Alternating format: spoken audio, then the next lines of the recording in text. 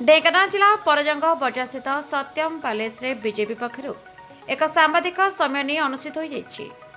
BJP विधायक प्रार्थी विभूतिभूषण प्रधान एही सांबादिक सम्मेलन डाकिथिबा बेले बीजेपी निर्वाचन मंडली नेतृमंडली एही सम्मेलन में सामिल थिले।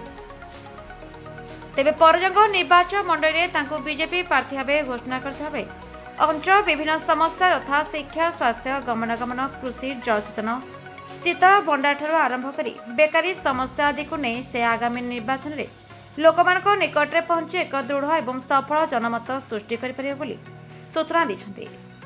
एक प्रेस इस्ताहार जो निर्वाचन मंडलीर विभिन्न समस्या विषय विस्तृत भाव उल्लेख रही।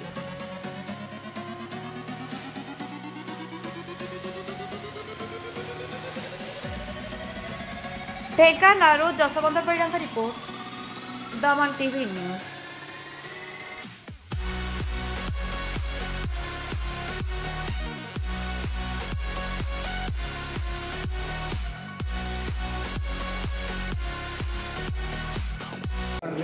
क्षेत्र में जो सामाजिक भाईमान सब अच्छा समस्त सागर गेट टुगेदर हबार था समस्त जगह बसलु। परजंग निर्वाचन मंडली 9 मसीह आरंभ होती 9 मसीहा पर 3 थर डॉक्टर नृसिंह साहू एठार विधायक होकर जाइए। अंचल बहुत किसी समस्या नुआ विधानसभा परजंग समस्या गुड़िक समाधान कर से बहुत किसी लड़े करना ओडिशा विधानसभा से आज परजंग विधानसभा तरफ जेहेतु मत विधायक प्रार्थी रूपे भारतीय जनता पार्टी घोषणा करी आमे गोटे चार्जसीट विरुद्ध कर से चार्जसीटा ये अंचल केनाल रे पानी ठीक रे जाऊना केनाल रे लिफ्ट इरिगेशन विगत दिन रे मुख्यमंत्री नवीन बाबू निजे भी शुभ देते ताहा कार्यकारी हो पारा ना। नवीन बाबू दौथुबा शुभ जदि परजंग विधानसभा कार्यकारी होना से अयोग्य किए ये सब विषय प्रति आज आपण मान दृष्टि आकर्षण करूँ। एठी नवीन बाबू परजंग रे गोटे इलेक्शन आसबार जस्ट पूर्व एनएसी घोषणा कले मु धन्यवाद दे था जदि निर्वाचन पूर्व एनएसी चेयरमैन एनएसी काउंसिलर माने काउंसिल प्रथम बैठक करें ताहले धन्यवाद दि जाता।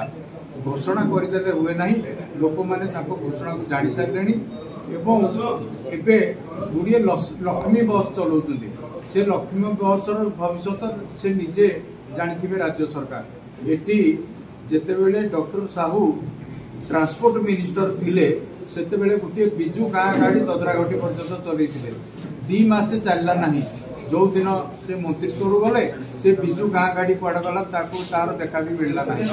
ये भाया गुड़िए काम से हाथ को नहीं जो सक्सेस होना परजंग निर्वाचन मंडली जो भाया थिला से भाया रहा ये निर्वाचन मंडल कौन विकास होना तेणु आम भारतीय जनता पार्टी तरफ चार्जसीट करूँ आगामी विधानसभा लोक प्रत्याख्यान करूँ।